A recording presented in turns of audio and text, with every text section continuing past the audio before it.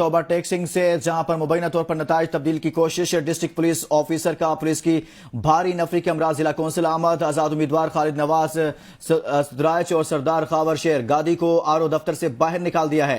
जिला कौंसिल के बाहर मौजूद पोलिंग एजेंट्स और कारकुनान पर पुलिस का धावा, सबको भगा दिया है। जिला कौंसिल में कायम इलेक्शन कंट्रोल रूम में नताइज तब्दील किए जा रहे हैं। आजाद उम्मीदवार खालिद नवाज की जानिब से ये इल्जाम लगाया गया है कि आरओ ऑफिस के अंदर नताइज को तब्दील किया जा रहा है। मुख्तलिफ इलाकों से ऐसी ही खबरें रिपोर्ट हो रही हैं कि आरओ ऑफिस से उम्मीदवार को बाहर निकाला जा रहा है, उम्मीदवार को आरओ ऑफिस में रसाई नहीं दी जा रही और इल्जामात भी मुबैना तौर पर लगाए जा रहे हैं कि नताइज को तब्दील किया जा रहा है। टोबा टेक्सिंग से भी ऐसी खबर रिपोर्ट हो रही है।